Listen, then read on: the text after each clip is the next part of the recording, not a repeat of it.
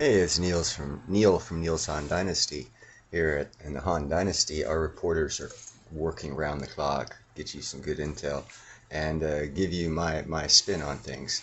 So we're gonna do that. I'm changing hands because I can't snap with this finger.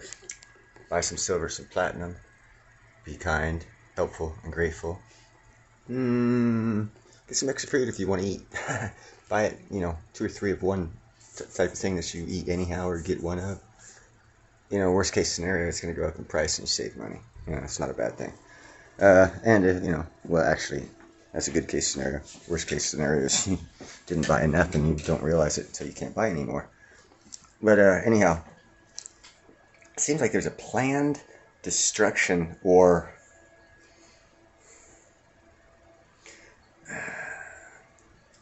choices that are being given to European countries as to sides, it seems like. Who's going to choose who? I did a video of how the Russian map of what's left of Ukraine after they conquer it increases the size of Poland, Hungary, and one other country, and dramatically increases the country's land mass, and of course all resources and everything. And of course Russia made those offers to those countries so that way they would stop interfering in Russia taking it over, which obviously is a very good thing because, that's three countries that don't have to go to war that can accumulate some land. But anyhow, that's not what this is about. It seems like there's a planned what side of the aisle are you on thing in Europe. Because now, not only is Russia cutting off the gas for some reason, whatever, and I say that because I used to know why Russia was cutting off the gas, but now, the greenies in Europe are wanting to buy coal to subsidize the gas. So Australia said, nah, we're not going to sell it to you. That's what makes me question a lot of things. Because, well, Australia and Russia are like two different countries and two different political backgrounds. It just doesn't make sense to me. But anyhow, let's get to the report. It makes sense or not, let's get to the report, Neil. Quit procrastinating. Have altered Europe's energy use like never before. The largest Russian gas consumers in Europe are scrambling to find alternate fuel sources. They are planning to burn more coal to make up for the decreased gas supplies from Russia as an energy catastrophe looms over their head. In Germany, a mothballed coal-fired power plant has been restarted, making the first instance of its sort as the continent's biggest economy grapples with life without Russian gas. Germany is not the first country to switch to coal-fired power plants. Italy, Austria, and the Netherlands have also taken similar measures.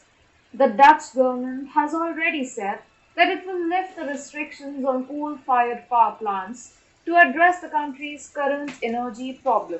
Similarly, Austria's government has agreed with utility Verbund to convert a gas-fired power plant to coal should the country face an energy emergency. Furthermore, European Union's diktat for member states to reduce gas demand by 15% will make them burn more coal. All in all, the increased coal usage in power plants will lead to more demand for coal from overseas. Europe, which imported almost 50% of coal from Russia, is actively looking. Let's look at those numbers. This one over here, EU imports solid fuel. That's 46.7 by Russia, United States 17.7, Australia is 13.7, Colombia, interesting, 8.2, South Africa, 2.8, and others all totaled 10.9. Looking for alternatives after placing an embargo on Russian coal. Australian coal exports to Northern Europe grew from 5.4 million tons in the first half of 2021 to 9.2 million tons in the first half of 2022. This is more than a 70% increase from 2021. Australia was one of the countries to which Europe had started looking to. This also helped Australia as China had banned its coal imports after the former Prime Minister Scott Morrison sought an independent inquiry into the coronavirus outbreak in China. However, a recent report by Bloomberg suggests that senior Chinese authorities have been presented with a plan to begin importing Australian coal. And all this is because of concern that European export restrictions on Russian coal would further drive up prices worldwide. It's possible that Penny Wong, the foreign minister of Australia, and Wang Yi, the foreign minister of China, laid the stage for a rollback of the coal policy during a recent icebreaker meeting. If Australia starts exporting coal back to China, Europe will be the sole loser. Pranay Shukla, Associate Director at S&P Global Market Intelligence, said that if the thaw between Australia and China on coal starts to break, Australia is expected to leave Europe and its allies with tighter coal supplies, who are already depending on Australia as an alternative to Russian coal. In recent weeks, concerns about an economic downturn have caused a considerable decline in commodity prices generally. But coal prices have remained high, with more and more countries looking for coal, and with the winter approaching, losing Australia as an alternative will deal a heavy blow to the continent. Anyhow, this is quite long a video. I didn't want to make it this long. You guys have a nice evening, and if you have any family in Europe, consider having them immigrate over to America. I mean, it sucks over here, but it really sucks over there. You guys have a good evening.